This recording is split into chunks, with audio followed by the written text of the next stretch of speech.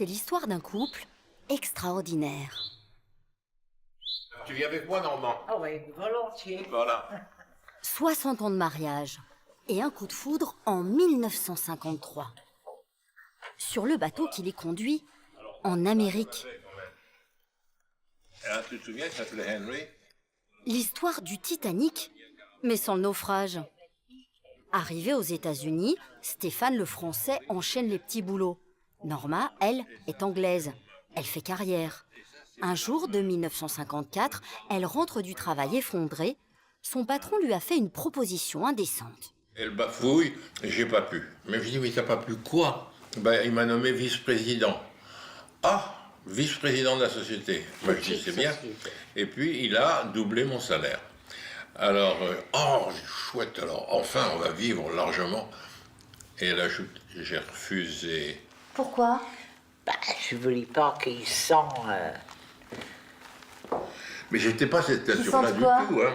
humilié. Et pourquoi humilié?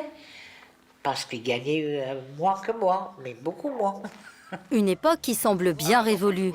Leur fille, Lucille, est aujourd'hui à la tête d'une entreprise. Dites-moi, L'herbe est belle, elle est tondue. Bah oui. Difficile d'imaginer que jusque dans les années 60, en France, la loi obligeait les femmes à demander l'autorisation de leur mari pour travailler ou gérer de l'argent. C'était un petit préjugé. Il fallait que je lui donne la permission d'ouvrir un compte en banque. Et en 65, enfin, j'avais le droit d'avoir un carnet de chèques. À moi. 60 ans plus tard, une femme sur 4 gagne plus que son mari. Mais la réussite financière des femmes est-elle toujours bien acceptée dans le couple? Dans son cabinet de recrutement, Lucille est spécialisée sur les femmes à très haut niveau. Beaucoup gagnent plus que leur mari. Avec elle, nous nous sommes livrés à un petit test. Elle a envoyé aux 1000 femmes de son réseau un questionnaire pour savoir comment le couple le vivait. Et les réponses nous ont sidérés. Comment vivez-vous cette situation? Quels sont les effets induits? cela reste tabou. Quel regard porte votre entourage sur votre couple? Notre différence est une curiosité dans notre entourage. Et votre conjoint? Moins bien vécu par mon conjoint, qui n'aime pas être entretenu. Je ne le vis pas bien, car cela baisse dans mon imaginaire la virilité de mon mari. Les gens pensent que je castre mon mari, sans m'en rendre compte. Je pense que fondamentalement, un homme n'a pas envie que ça se sache qu'il gagne moins que sa femme. Vous savez, les hommes, ils sont dans un ego. Celui qui aura la plus belle voiture, celui qui aura plus... Hein, on est encore là-dedans. Encore? Ah oui, ah oui. En sommes-nous toujours là? Les garçons se vivraient en valeureux chevaliers, bravant le danger pour nourrir le foyer. Mais les filles changent. Les princesses sortent désormais plus diplômées que les garçons. Que se passe-t-il quand elles gagnent plus qu'eux? La question vous paraît anodine? Et pourtant, derrière la fiche de salaire se cachent des enjeux de représentation et de pouvoir qui peuvent ébranler plus d'un couple.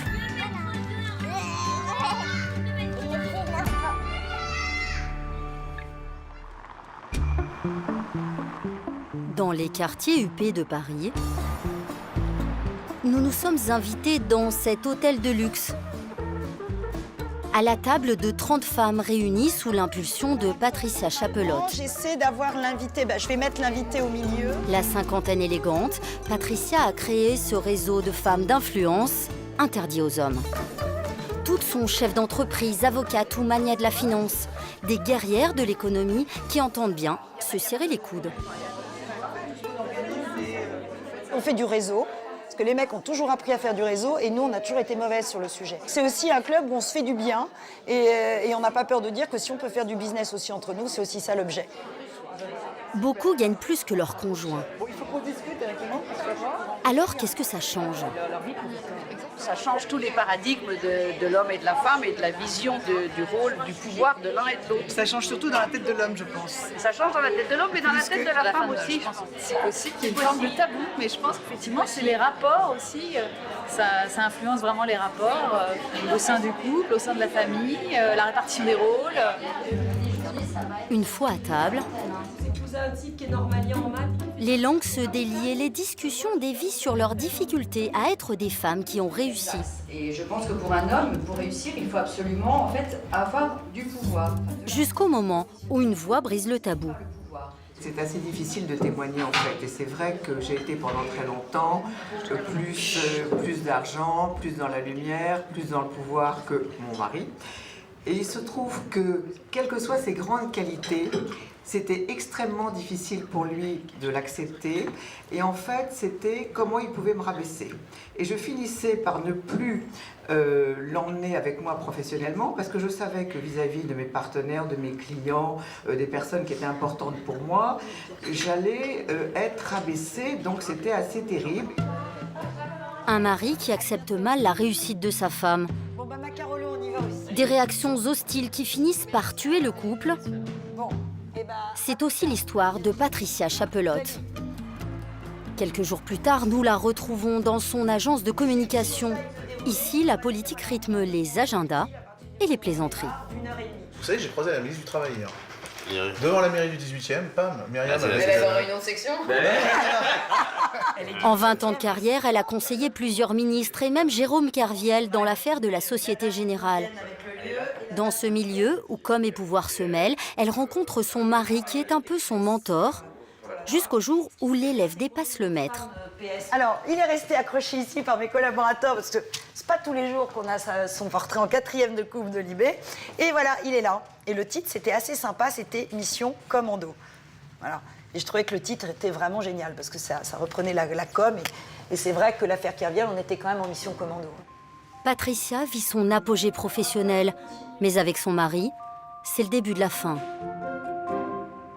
Parce que j'avais choisi de m'occuper de ce dossier, parce que j'avais décidé de faire ce livre, ça m'a mis un peu dans la lumière. Et c'est vrai que ça n'a pas été forcément facile à gérer pour lui, pour nous, parce que il ne l'a pas bien vécu. Je sentais qu'à chaque fois qu'il y avait un focus médiatique me concernant, il n'était pas très à l'aise. C'était pas quelqu'un qui me disait « Oh, je suis content, c'est super, je suis ravie pour toi », etc. C'était « Oui, bon, très bien ». Voilà, on sentait qu'il y avait une espèce de réaction qui était pas très cool pour moi, d'ailleurs. Voilà. Et comment ça s'est manifesté? On est divorcés, tout simplement. Dans ce milieu de dirigeants d'entreprises et de cadres supérieurs, la réussite financière et professionnelle des femmes peut les placer en concurrence avec leurs conjoints. Est-ce le cas à l'autre bout de l'échelle sociale? Florange et ses hauts fourneaux. La désespérance d'une économie perdue. L'industrie du XXe siècle s'en est allée et des bataillons d'hommes se sont retrouvés sur le carreau. Alors, dans ces vallées sinistrées, les femmes ont pris le relais. Elles travaillent dans les services, des secteurs qui embauchent. Aujourd'hui en France, le taux de chômage des hommes est supérieur à celui des femmes. À quelques kilomètres de Florange, dans une maison flambant neuve, Lionel Buriello est un homme heureux. Il a pu réaliser son rêve, faire construire une maison. T'as pas glissé jusqu'au fond. T'as bobo? Ouvrier sidérurgiste, il a échappé au plan social ArcelorMittal et a conservé son emploi. Mais surtout, sa femme est infirmière au Luxembourg. On n'aurait pas tout ça sans avoir son salaire. Donc, dans le cas là, je vous dis clairement, c'est le mien qui est le salaire d'appoint. Il y a une société qui change. Souvent, les anciens, même ma propre mère, qui a travaillé aussi, attention, hein, mais qui disait la meilleure des femmes, c'est celle qui réussira à te faire une bonne cuisine. Voilà, c'est bête, mais c'est ouais, c'est bien. C'est vrai, mais aujourd'hui, peut-être 30 ans ou 35 ans après, la meilleure des femmes, c'est celle qui déjà travaille, tout simplement. Sa femme gagne 3 000 € par mois. Lionel, tout juste 1 800. À la maison, c'est souvent lui qui assure avec les enfants, elle travaillant souvent le week-end. Mimi, je crois que ton nez, il est propre. Hein. Moi, je vais dessiner. Et personne parmi ses amis ne s'étonne de la situation. On est un peu tous dans ce même contexte, dans le milieu ouvrier, prolétaire. Franchement, j'ai jamais côtoyé quelqu'un qui m'a dit oh, putain, t'es pas gêné que ta femme gagne plus que toi? L'idée reçue de milieu ouvrier plus macho, c'est plus vrai aujourd'hui? Non. Franchement, macho peut-être encore dans certains domaines, mais pas dans celui-là. Macho de quoi? Ça n'existe plus. Et ça, c'est le fils d'immigrés portugais, italiens qui vous le dit, ça n'existe plus. Mais Lionel a vu des centaines de ses anciens collègues perdre leur emploi dans la sidérurgie. Attention, bonjour. D'accord. La fin d'un monde industriel essentiellement masculin et ses dégâts collatéraux sur les hommes. En tant qu'homme, c'est difficile à rentrer à la maison et à dire à sa femme, ben voilà, j'ai perdu mon boulot, quoi. Voilà, moi je suis un homme, je sais de quoi je parle. Hein. Si demain, même si ma femme gagne plus, hein, si demain je rentre à la maison et je dis, écoute, j'ai plus de boulot, bah voilà, effectivement, je serais gêné, c'est peu dire, j'aurais honte, ouais. Je pense que j'aurais honte. Franchement, je pense que j'aurais honte. Mais rien que le passage où on était en chômage partiel, où je travaillais une semaine sur 2, j'ai eu honte. Et c'est la raison pour laquelle j'ai même postulé à faire les vendanges en Champagne, parce qu'il fallait que je travaille. Et ce n'était pas pour une question de salaire, hein. C'était pas une question de salaire, c'était pas ramener de l'argent à la maison. Non, c'était de se dire, voilà, la fierté masculine, de se dire, bah non, je travaille une semaine sur 2, bah non, je peux pas rester là sur le canapé à ne rien faire, il fallait que j'aille faire des vendanges. Quand Gaëlle rentre du travail, elles sont un peu coquines. Hein. Comme toutes les mamans, elle est très attendue. Pour elle, gagner plus que son mari est un non-sujet. Comme 2/3 des couples en France, Gaëlle et Lionel mettent tous leurs revenus en commun et ne font plus la différence entre ce que l'un et l'autre rapportent.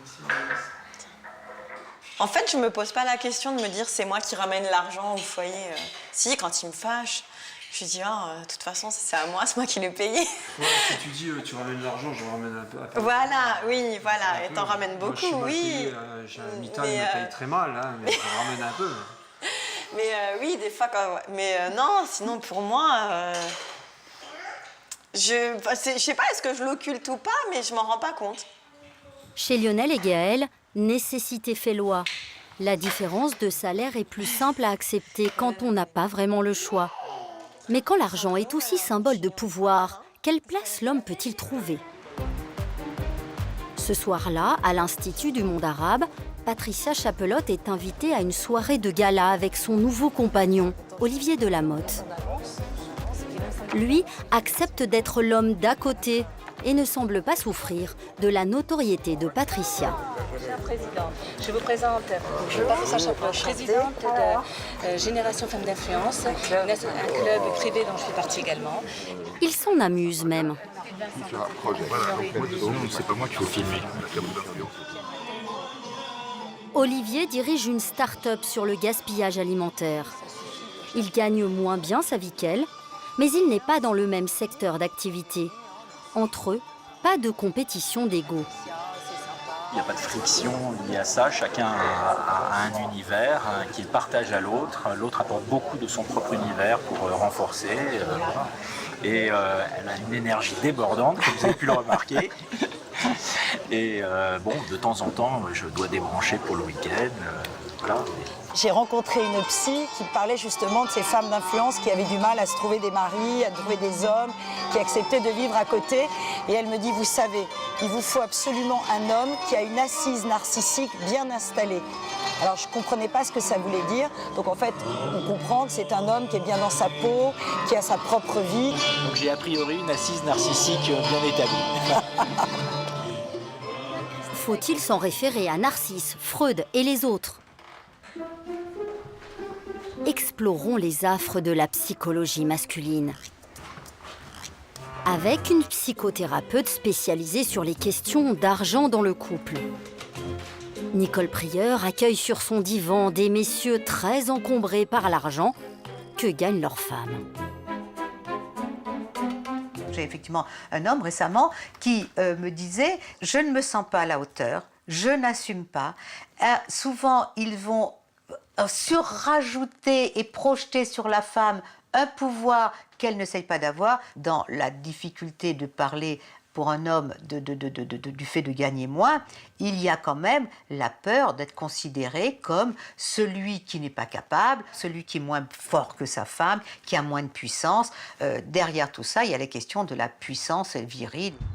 Des hommes émasculés par une feuille de salaire, extrapolation fantaisiste d'une psy ou réalité statistique? C'est au Danemark que nous allons trouver la réponse. Et ce n'est pas par hasard. Nous sommes dans le pays le plus égalitaire au monde sur la question de la carrière des femmes. Ici, plus d'un tiers d'entre elles gagnent plus que leurs conjoints.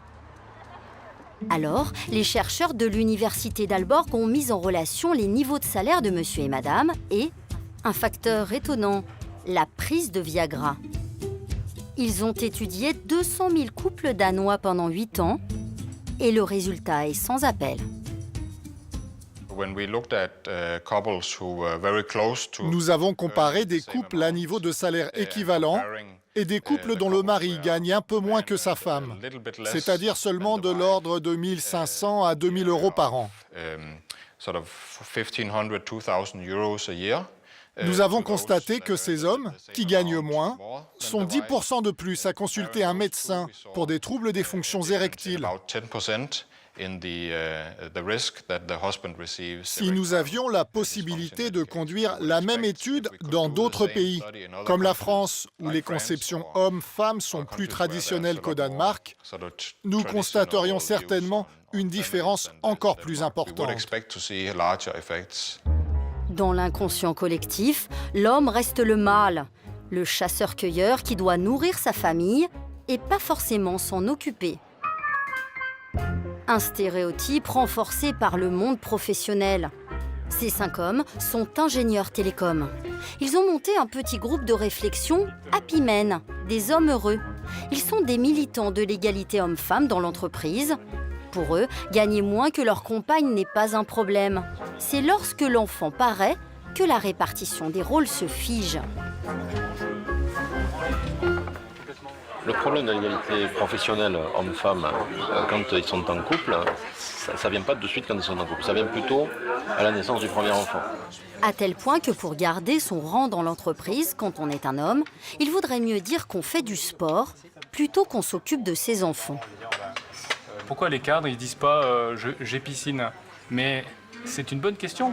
Dire je vais là à la piscine parce que je dois m'entraîner pour mon Ironman, c'est super valorisant. Dire je dois y aller là maintenant parce que je dois m'occuper de mes gosses, ben en face les gens ils vont dire c'est inintéressant, un faible.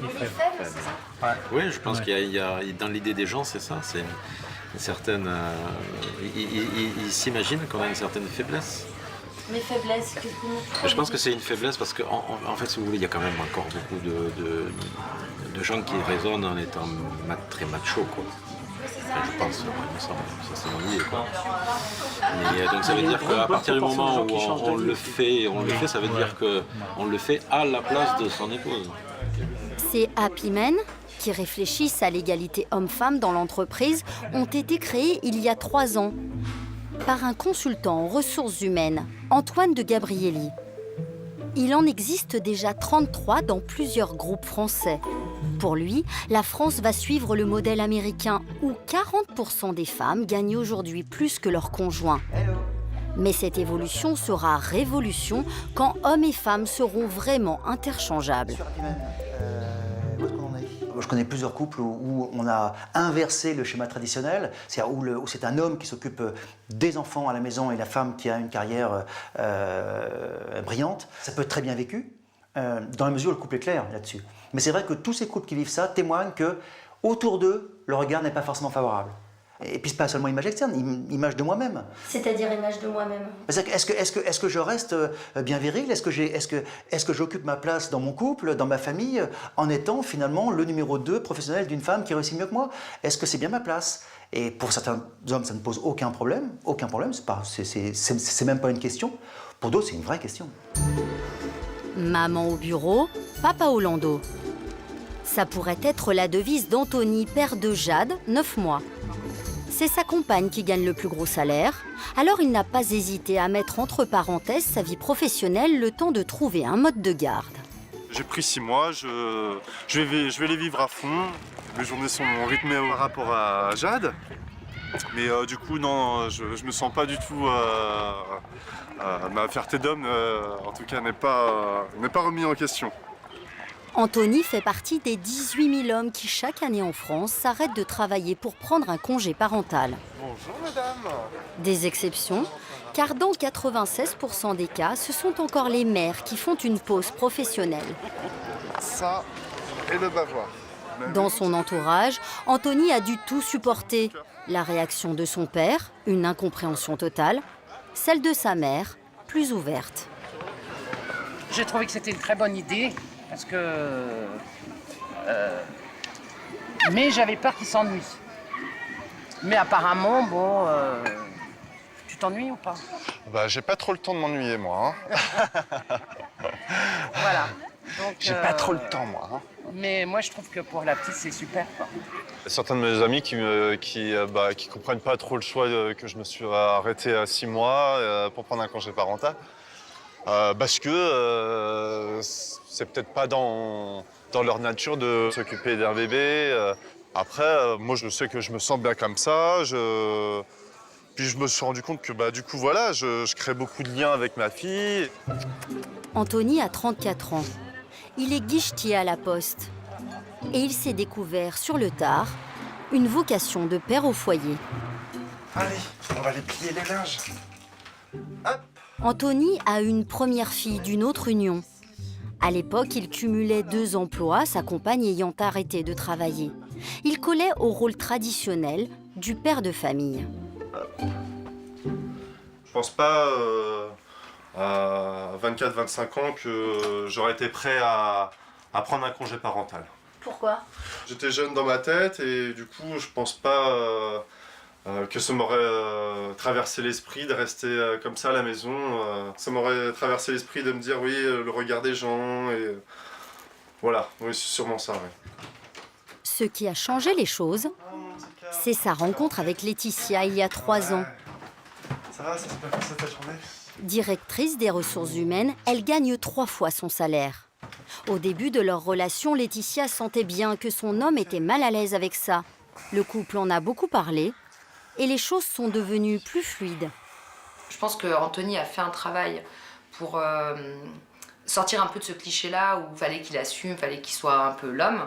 Et moi, j'ai fait un travail pour le mettre à l'aise par rapport à ça et lui dire on s'en fout de qui paye, c'est toi, c'est moi. Au final, c'est notre argent, donc... c'est pas parce qu'elle gagne plus que moi qu'elle a plus de droits sur moi ou non. Je pense qu'une femme, elle n'est pas dans cette recherche-là, forcément, de pouvoir parce qu'elle ramène plus à la maison, alors que l'homme, en termes de virilité, etc., l'économique et la virilité, c'est plus lié que je pense, chez une femme, en tout cas chez moi. Est-ce que ça signifie pour autant qu'un homme qui gagne moins a moins de virilité ou se sent comme tel? Non. Moi, j'ai pas de baisse de virilité ou quoi que ce soit. Non, je suis toujours le même. Non, je me sens pas moins homme parce que je me suis mis en congé parental. Ça, c'est sûr que non. Oui. Et Laetitia, elle, se sent-elle moins mère? Reprendre le travail après son congé maternité lui a coûté. Mais elle a trouvé aujourd'hui son équilibre. Le lendemain matin, nous la retrouvons à 6h20 à la gare pour une journée qui s'arrêtera à 20h. Toucher un salaire de 4 000 € par mois avec un conjoint qui en gagne presque 3 fois moins, n'est-ce pas parfois trop lourd à porter? C'est une pression parce qu'on sait que c'est sur ses épaules que repose un peu l'équilibre économique de la famille, en termes de niveau de vie, en termes de tout ce qu'on pourrait se permettre ou pas d'ailleurs. L'avantage, c'est que moi, je peux vivre aussi ma carrière plus sereinement, parce que je sais que derrière, j'ai un papa qui assure avec sa fille. Laetitia trace son chemin sereinement, avec une répartition des tâches bien définie. Un équilibre que beaucoup de femmes ont du mal à trouver. Même quand elles mènent leur carrière tambour battant, les femmes gèrent bien souvent tout le reste. Après un sévère burn-out, Véronique Julienne se reconstruit grâce au sport. Il y a 10 ans, j'en faisais absolument pas. Je prenais absolument pas de temps pour moi. Et pour cause, elle était sans cesse sous pression. Diplômée d'HEC, directrice générale d'une grande entreprise internationale, mais aussi mère de 4 enfants. Sur le papier, une réussite exemplaire. À l'époque, elle gagne plus que son mari, mais veut aussi être une mère parfaite. La culpabilité que j'avais, c'était le week-end de ne pas avoir l'énergie de faire plein de choses avec eux, de les sortir. Alors, je les sortais évidemment, mais plutôt dans la forêt ou se promener. Mais je me disais, je pourrais les emmener visiter des choses, des musées, des expos, des châteaux. J'avais cette espèce de mythe de la maman qui, en plus de les élever, etc., les cultive. Et j'avais pas l'énergie. Donc, je me sentais coupable de ça. Je me sentais coupable de ne pas jouer avec eux le soir quand je rentrais parce que j'étais crevée. Donc, j'étais plus... Cela dit, quoi, vous vouliez être une superwoman, une super maman? Oui. Alors, je pense que j'ai été élevée comme ça. Ensuite, que c'est mon tempérament de vouloir réussir ce que j'entreprends et de mettre la barre un peu trop haut. Résultat, un burn-out à 46 ans. Depuis, les enfants ont grandi. Véronique est devenue coach pour dirigeants d'entreprise. Elle reste dans l'esprit de Pierre, son fils, une super maman. Elle était toute jeune, mais déjà, elle avait plein de projets, elle était toujours à droite à gauche, et pourtant elle prenait quand même du temps pour nous. Et ça que j'admirais, en fait, c'est qu'elle était à la fois au travail, autant impliquée au travail que dans la vie de famille. Et ce que je trouvais vraiment déjà incroyable. J'étais fier. Aujourd'hui encore, les mères passent 2,5 fois plus de temps à effectuer des tâches domestiques que les pères. Avec le recul, Véronique analyse ses propres erreurs, avoir voulu tout porter, seule. Moi, je disais rien, en fait. Je réclamais rien, j'assumais. Et peut-être que, d'une certaine façon, ça me convenait parce que j'avais cette envie d'être superwoman aussi. Donc, peut-être que ça m'arrangeait d'un certain sens. Je crois que parfois, les femmes... ne laissent pas non plus la place. Donc elles ont beau jeu de dire il fait pas grand-chose, mais je lui laisse pas complètement la place. Mais les jeunes hommes sont aujourd'hui face à une génération de femmes qui osent, qui prennent la parole, qui demandent. Dans une tour du quartier de la Défense, Emmanuelle Duez est attendue. Égérie de la génération Y, elle donne une conférence sur ces trentenaires hyperconnectés. Face à elle, des jeunes consultants d'un grand cabinet d'audit. Elle a mené une étude dans 70 pays intitulée « Dans les yeux des hommes ». Elle a demandé à 3000 trentenaires de définir leur vision de la femme. Quand on demande à des jeunes hommes, pour toi la femme, elle est... Ils nous ont dit elle est forte, elle est puissante, elle est nécessaire. C'est intéressant parce que le regard qu'ils portent sur la femme a considérablement changé. Elle est forte, elle est puissante et elle est nécessaire. Ce sont des mots qu'on aurait pu qualifier de virils. On n'est pas elle est gentillette, elle est douce et elle est aimante. Fini le temps des preux chevaliers. Les hommes nouvelle génération ont accepté de rendre les armes. Mais cela ne va pas sans un certain désarroi. Moi, la chose qui me touche, c'est qu'aujourd'hui, nous, en tant que garçons, en tant qu'hommes, on a envie de vivre avec des femmes libres, contentes d'être femmes, contentes de pouvoir prendre leur indépendance totalement. La question est de savoir quelle place nous on prend derrière ça. Et c'est ça ce qui est compliqué, parce que d'un côté on nous dit il faut vous laisser vivre comme ci, comme ça. Mais à côté on se dit le pot de confiture c'est moi qui vais l'ouvrir quand même. Et c'est cette éducation-là qui est compliquée. Et moi la question que j'ai envie de poser c'est comment on fait pour passer ce que nos parents ils sont passés de accepte la femme telle qu'elle est, forte, comme vous l'avez dit. Mais par contre comment on fait pour récupérer notre place de garçon? On est face là à une génération de femmes qui écrit son histoire et une génération d'hommes un peu lost in transition, quoi. Voilà, complètement en transition. Bref, le conte de fées est à réécrire. Je crois que des femmes qui attendent le prince charmant avec une belle voiture et un gros compte en banque, ça a toujours existé et ça existe encore dans notre génération évidemment. Par contre, je pense que le réflexe, il a existé un jour de se dire je vais être avec un homme qui gagne plus pour m'assurer de la sécurité. Il est de moins en moins vrai. Pour une raison très simple, en fait. On est face à une génération qui est éduquée, de femmes qui est plus éduquée que la génération de garçons. Donc quand on est éduqué, c'est la clé de la liberté. C'est la clé pour monter des boîtes, c'est la clé de trajectoire professionnelle, c'est la clé d'ambition. Et je pense que ça change le rapport à l'autre et ça change le rapport à l'homme. Demain, Cendrillon n'aura plus besoin du prince charmant. Pour faire fortune, elle montera une boîte avec ses copines. Et les hommes devront trouver leur place auprès de ces nouvelles conquérantes.